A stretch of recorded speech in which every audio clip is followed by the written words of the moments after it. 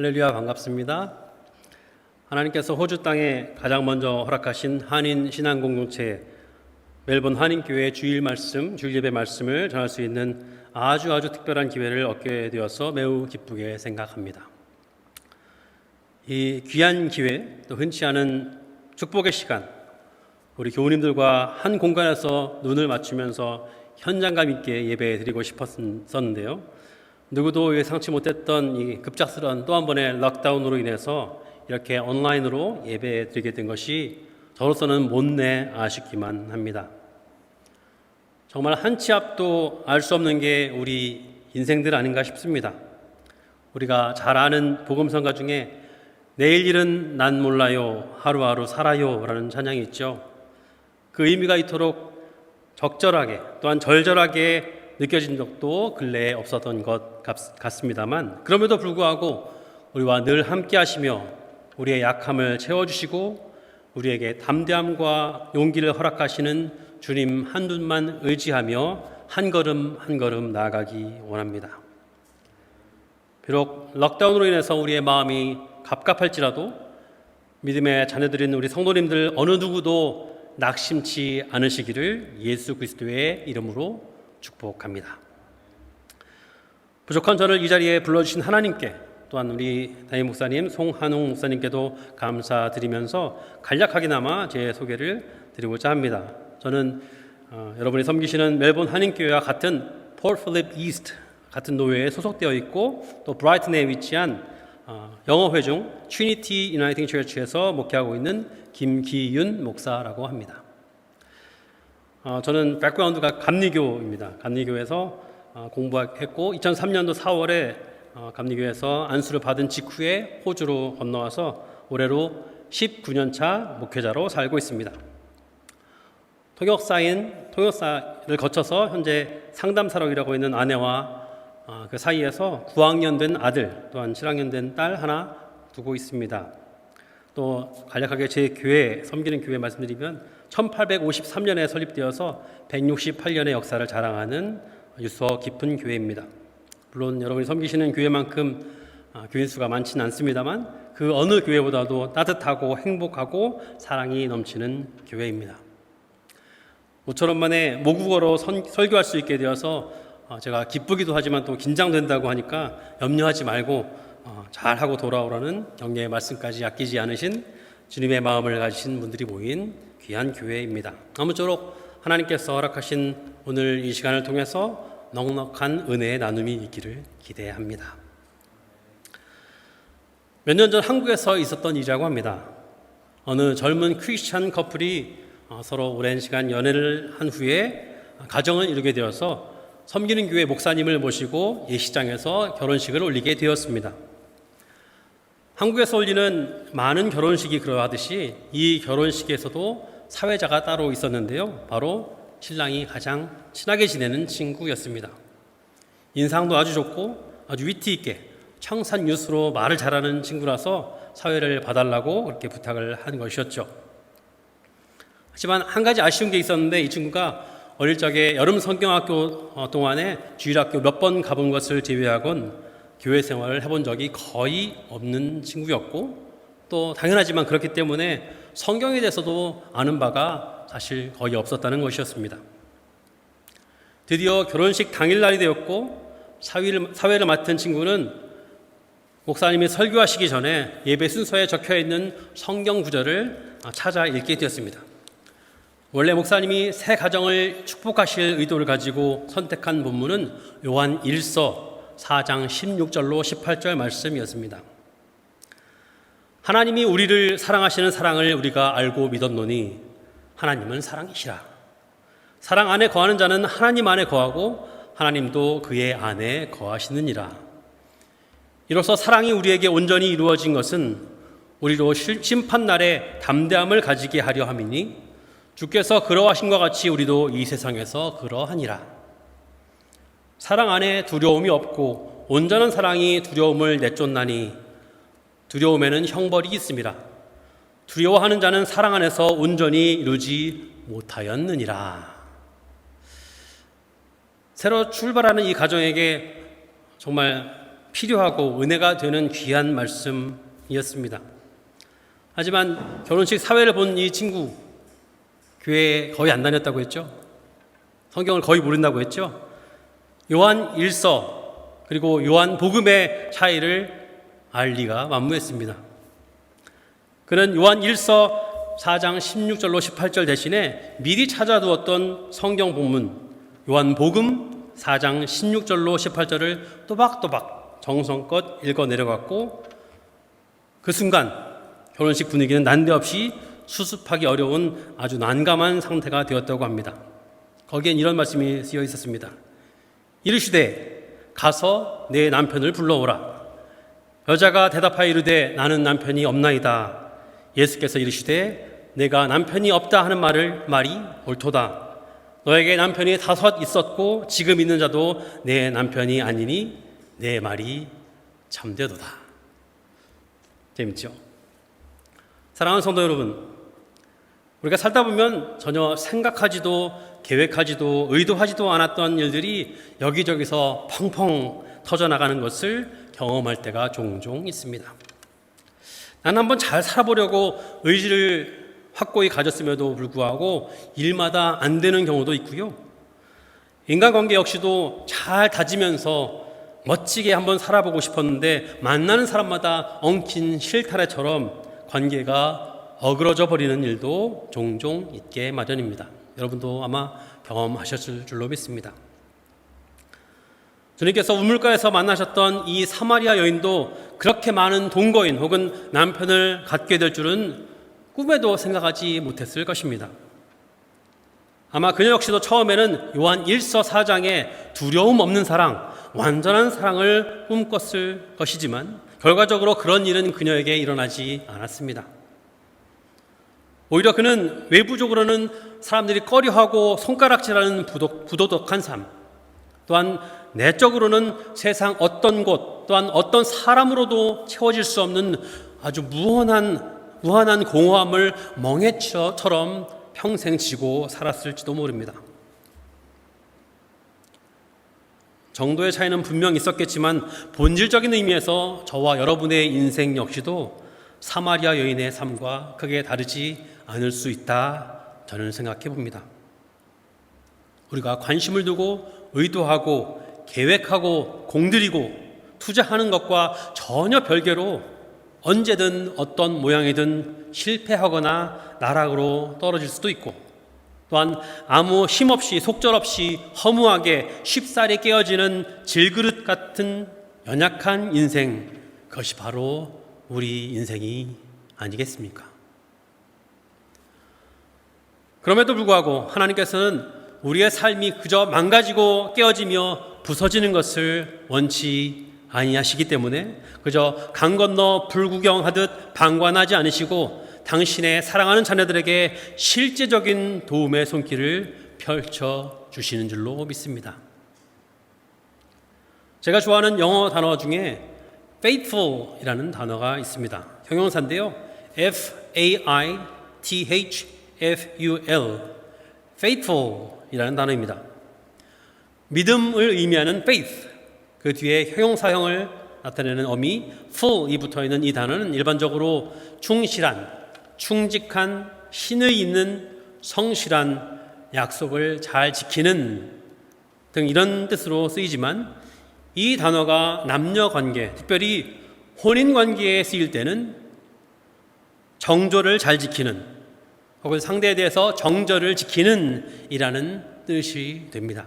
다시 말해서 나에게 주어진 배우자 오직 그 한 사람에게만 정절을 지킨다라고 할 때 쓰이는 단어가 바로 faithful이라는 단어이고요. 결혼식 때 많이 나오는 단어이지요. 반대로 정절의 약속을 지키지 못한 배우자에게 붙는 형용사는 앞에 un이 붙어서 unfaithful이라는 단어가 됩니다. 그런데 faithful이라는 이 단어는 남녀 또는 부부 간의 신의, 충절, 정절의 의미뿐만 아니라 우리 하나님과 인간 간의 영적 관계를 묘사하는 데에도 동일하게 어색하지 않게 쓰일 수 있는 말이기도 합니다. 태초로부터 지금까지 우리를 향한 사랑을 결코 포기하지 않으시고 변함없이 신실하신 우리 하나님, 그분은 고멜과 같이 음탕하고 방탕하여서 신실하지 못한 unfaithful한 우리들에게도 여전히 신실한, 충실한 faithful한 모습을 한결같이 보여주시는 신랑이십니다. 이렇게 변함없이 신실하신 하나님의 성품을 찬양하는 찬송 중에 우리가 잘 아는 찬송가 393장이 있습니다. 오 신실하신 주 내 아버지여, 늘 함께 계시니 두려움 없네. 그 사랑 변찮고 날 지키시며 어제와 오늘이 한결같네. 오 신실하신 주, 오 신실하신 주, 날마다 자비를 베푸시며 일용할 모든 것 내려주시니 오 신실하신 주 나의 구주. 후렴 같이 할까요? 오 신실하신 주, 오 신실하신 주, 날마다 자비를 베푸시며 일용할 모든 것 내려주시니 오 신실하신 주 나의 구주. 우리 하나님은 신실하신 하나님이십니다. 언제나 동일하게 변함없이 예외 없이 신실하신 우리의 하나님, 우리를 향한 그분의 신의, 성실, 진정성, 약속 지킴, 변함없이 꾸준한 사랑과 은혜는 우리 인간들이 감히 흉내내거나 상상할 수 있는 차원의 것이 아닙니다. 하나님의 신실하심은 요즘 젊은이들이 하는 표현대로 이 세상의 것이 아닌 아주 특별한 것입니다. 반면에 우리 자신을 한번 살펴볼까요? 우리는 어떠합니까? 진득하게, 꾸준하게, 신실하게 하나님 한 분만 바라봐야 하지만 그렇게 하지 못하고 변덕스럽기에 짝이 없고 참을성 부족하고 때로는 육신의 정욕과 안목의 정욕과 이생의 자랑에 이끌려서 하나님을 배반하고 그분의 아픔을 마음에 아프게 할 때가 얼마나 많이 자주 있습니까? 요한일서 2장 15절로 17절 말씀입니다. 이 세상이나 세상에 있는 것들을 사랑하지 말라. 누구든지 이 세상을 사랑하면 아버지의 사랑이 그 안에 있지 아니하니 이는 세상에 있는 모든 것들이 육신의 정욕과 안목의 정욕과 이생의 자랑이니 다 아버지께로부터 온 것이 아니요 세상으로부터 온 것이라. 이 세상도 그 정욕도 지나가되 오직 하나님의 뜻을 행하는 자는 영원히 거하느니라. 아멘. 이 세상도 또한 그 정욕도 지나가되 오직 하나님의 뜻을 행하는 자는 영원히 거하느니라. 아멘. 하나님께서는 당신의 택한 백성들의 그 시선이, 눈빛이 이 세상이 아니라 세상을 지으시고 다스리시는 구원자 하나님을 온전히 향하기를 원하시고 그들이 그분의 뜻을 좇아 주어진 삶을 신실하고 진실하게 살아내기를 원하시는 줄을 믿습니다. 이사야 선지자가 경고하고 예언한 바대로 비록 이스라엘이 하나님의 뜻을 저버리고 하나님보다는 힘 있는 열강들을 의지하고 하나님 말씀에 불순종함으로써 결국 바빌론의 지배를 받아서 그 백성들이 처참하게 유배를 당해서 끌려가는 그런 지경에 이르게 되지만 하나님께서 진정 원하신 것은 그들의 처참한 멸망, 영원한 절망이 결코 아니었음을 우리는 잘 알고 있습니다. 그들이 지난날의 죄를 하나님 앞에서 철저히 회개하고 하나님께 돌아옴으로써 마침내 온전한 회복과 위로와 구원을 삶 속에서 구체적으로 경험하게 되는 것, 그것이 바로 이스라엘을 향한 하나님의 궁극적 계획, 마스터 플랜인 것입니다. 다시 말해서 하나님께서 당신의 언약 백성들에게 바라시고 원하시며 기대하시는 바가 있다면 그것은 survival 정도가 아니라 revival 차원이라는 것입니다. 겨우겨우 간신히 살아남는 그런 정도가 아니고 바로 하나님의 영이신 성령으로 충만해져서 영적인 부흥, 다시 일어날 흥, 다시 일어나는 그 역사를 넉넉히 만들어 가라고, 넉넉히 경험하라고 하나님께서는 복음의 은혜를 통해서 새 힘을 공급해 주시는 것입니다. 이 일을 위해서 하나님께서는 오늘 본문 15절로부터 20절 말씀에서 이렇게 우리에게 이야기해 주십니다. 15절로부터 20절 한 목소리로 읽어보도록 하겠습니다.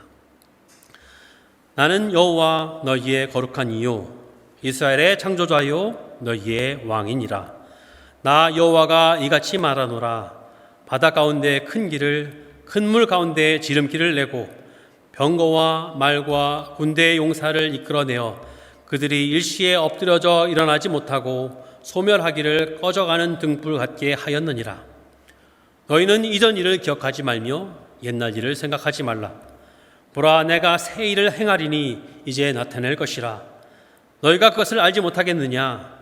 반드시 내가 광야의 길을, 사막의 강을 내리니 장차 들짐승 곧 승냥이와 타조도 나를 존경할 것은 내가 광야의 물을, 사막의 강들을 내어 내 백성 내가 택한 자에게 마시게 할 것임이라. 아멘. 우리 하나님께서 홍해바다 가운데서 길을 내셔서 애굽의 병거, 말, 그리고 군대 용사를 수몰시키셨던, 수장시키셨던 그 출애굽 사건 여러분 잘 알고 계실 것입니다. 그것은 오랜 노예 생활로 고통 속에 신음하던 히브리 백성들을 애굽 땅에서 건져내시면서 능력의 우리 하나님만이, 여호와 하나님만이 참된 구원자 되심을 보여주신 엄청난 사건이었습니다. 이스라엘 백성들이 후손 대대로 가르쳐 기억하게 했던, 실제로 지금도 그렇게 하고 있는 민족적 정체성의 뿌리가 되었다고 해도 과언이 아닐 만큼 중요한 역대급 사건이 바로 이 사건이었습니다. 그런데 오늘 본문에서 하나님께서는 이제 그 놀랍던 출애굽 사건이 생각나지 않을 만큼, 굳이 기억하지 않아도 될 만큼 더욱더 위대하고 더욱더 새로운 프로젝트 하나를 곧 착수하겠다, 그렇게 말씀하고 계십니다. 18, 19절 말씀, 너희는 이전 일을 기억하지 말며 옛적 일을 생각하지 말라. 보라, 내가 새 일을 행하리니 이제 나타낼 것이라. 여러분이 과거에 수도 없이 들어보셨을 이 말씀이 품고 있는 뜻이 바로 이것입니다. 단순히 과거에 있던 일, 그것들을 기억할 필요가 없고 거기에 얽매이지 말라, 그런 뜻이 아니고 이제부터 하나님께서 이루실 크나큰 구원의 사역과 그 중요성, 그것의 의미, 그리고 그것의 스케일, 규모가 우리가 알고 있었던 출애굽 사건을 훨씬 더 능가하게 될 것이다. 그런 엄청난 일을 하나님께서 곧 착수하실 것이다. 이런 놀라운 의미가 이 말씀에 숨겨져 있는 것입니다. 여러분께서 잘 아시는 것처럼 출애굽 당시에 갈아졌던 홍해의 물은 심판의 물이었습니다. 하지만 바빌론 압제에서 벗어나서 장차 유대 광야에 새로 솟아나게 될 물과 또한 그 사막에 흐르게 될 강물은 들짐승들은 물론이고 하나님께서 택하신 언약 백성들이 마시고 풍성한 생명을 누리게 해줄 생명의 물인 것입니다. 심판의 물로부터 생명의 물로 변화된다는 말씀입니다. 죽이는 물이 이제는 살리는 물로 바뀌게 될 것입니다. 그러므로 우리가 눈을 들어 똑똑히 바라봐야 할 하나님께서 행하실 새 일이란 이스라엘이 과거에 경험했던 모든 해방 사건들, 특별히 홍해의 기적보다도 더 위대한 일이고 더 좋은 일이고 더 풍성한 일이 이제 시작되는 것입니다. 그 일의 기본 구조에 있어서는 서로 비등비등해 보일지 모릅니다. 그러나 심판과 재앙의 시점에서 기술되었던 이전의 일과 달리 하나님께서 착수하실 새로운 일은 그 초점이 축복과 구원에 온전히 맞추어져 있습니다. 이전에는 불순종과 음란과 우상숭배로 하나님께 범죄하였던 예루살렘으로 하여금 분노의 잔을 마시게 하셨던 여호와께서는 이제 그 대신 하늘 보좌로부터 흘러나오는 생명수를 끊임없이 넉넉하게 공급해 주실 것인데 그 생명수의 이름이 무엇입니까? 바로 예수 그리스도입니다.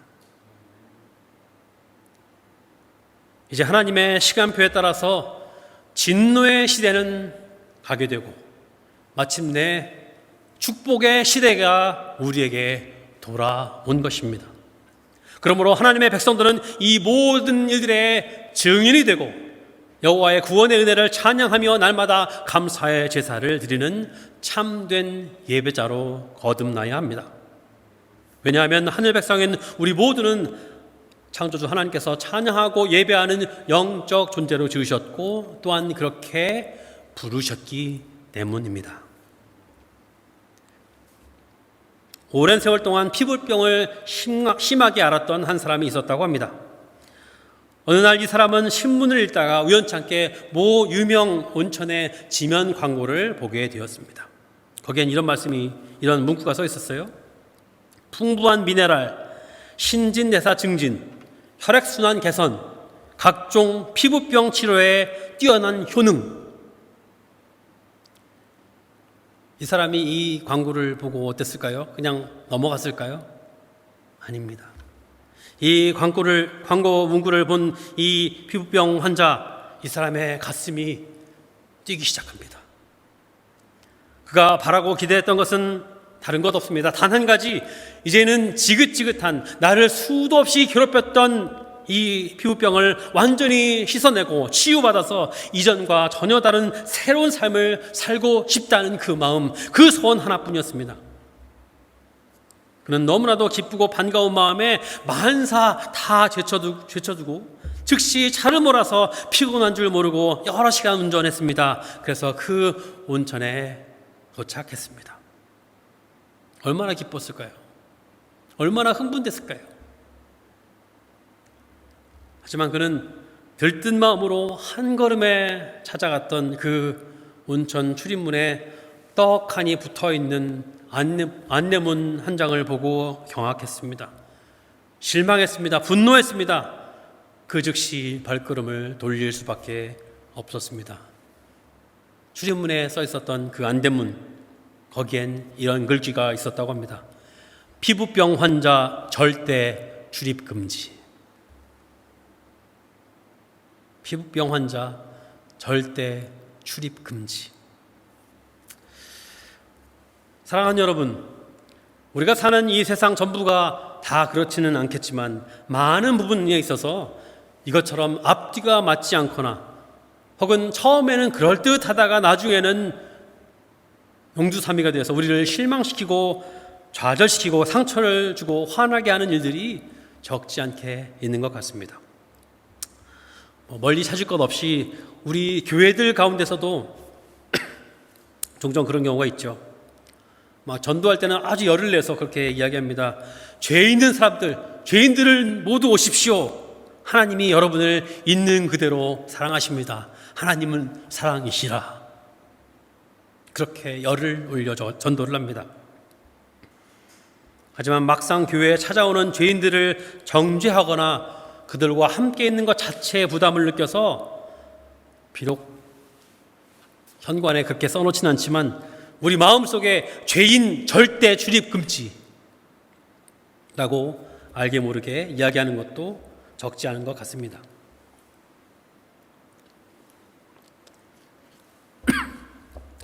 엄청난 표리부동이 아닐 수 없지요. 사실 여러분 성경에도 이런 경우가 있습니다. 요한복음 5장에 나오는 베데스다 연못이 그런데요. 여러분 기억하십니까? 베데스다. 그것의 사전적 의미는 The House of Grace, 은혜의 집입니다. 그러나 거기는 이름과 정반대로 어떤 의미의 은혜도 친절도 용서도 배려도 없는 곳이었습니다. 힘있고 돈 있고 많이 배우고 잘났고 소위 빽 있는 소수의 사람만 선별적으로 선착순으로 들어가 혜택을 누릴 수 있었던 반면에 그렇지 못한 사람들은 늘 처지고 낙오될 수밖에 없어서 인생의 고배를 뼈저리게 느낄 수밖에 없는 잔인하고 무자비한 곳이었습니다. 모든 사람들을 사랑하시며 소외된 자들을 긍휼히 여기시고 하나님의 자녀들에게 좋은 것을 주기 원하시는 주님의 마음을 담은 것도 아니었고 그것을 닮은 것도 결코 아니었단 말입니다. 자신을 도와줄 사람이 한 명도 없었기 때문에 날이면 날마다 치열한 생존 경쟁에서 밀려날 수밖에 없어서 점차 절망의 나락으로 빠져들어가고 있었던 38년 되었던 그 병자, 그를 불쌍히 여기사 아무 조건도 없이 그 즉시 현장에서 낫게 해주신 주님의 마음, 그것은 바로 더 좋은 것, 더 좋은 기회를 아낌없이 주시고자 하셨던 그 사랑의 마음이 아니고 무엇이었겠습니까? 주 안에서 사랑하는 성도 여러분, 우리가 믿는 하나님은 선한 목자이십니다. 자녀된 이들에게 좋은 것을 부족함 없이, 아니 넘치도록 공급해 주시는 분이십니다. 우리의 부족함과 나약함까지도 다 아시는 그분은 우리가 실수할 때마다 너그럽게 참아주시고 기다려주시고 도전과 재기의 장을 마련해 주시고 수많은 기회들, 영어로는 second chance라고 하죠. 두 번째 기회. 저는 여기에 S를 더 붙여서 so many second chances라고 표현을 하고 싶은데요. 수없이 많은 두 번째, 세 번째, 네 번째 재기회 기회를 끝까지 공급해 주시는 분이 바로 우리 하나님 아니십니까? 마치 가나의 혼인잔치에서 예수님께서 물을 포도주로 만드는 기적 행하셨을 때 연회장이 그 포도주 맛을 보고 신랑을 불러서 그렇게 말을 했었잖아요.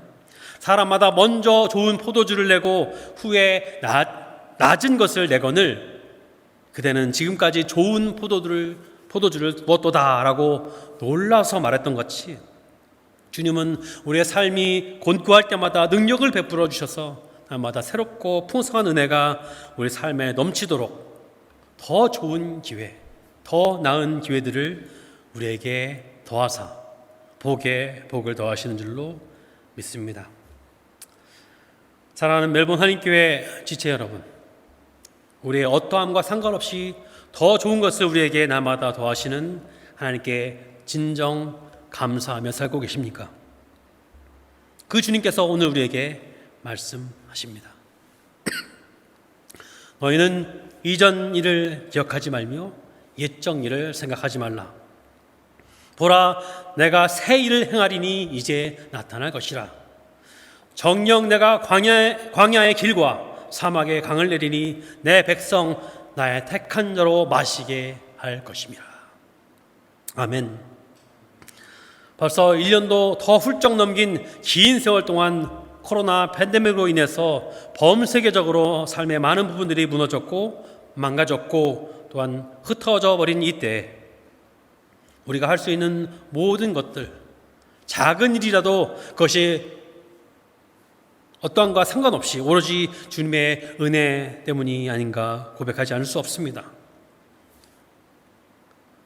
우리를 죄악의 구렁텅이에서 건져 올리신 놀라운 구원의 역사에 이어 이제는 생명의 우물 기울 역사를 행하실 그 신주님을 찬양합니다. 하나님께서 인류에게 허락하신 최고의 선물 바로 예수 그리스도를 통해서 하나님은 오늘 이 시간에도 쉬지 않고 새 생명을 길러내시는 줄로 믿습니다. 그 주님을 사랑하는 마음으로 기억하면서 오늘 이 시간 은혜 아니면 이라는 찬양을 한 마음으로 부르겠습니다. 우리를 긍휼히 여기사 주님의 십자가 사랑을 알게 하시고 날마다 좋은 것으로 풍성하게 넉넉하게 채워주시는 참 좋으신 주님, 우리가 함께 찬양하기 원합니다.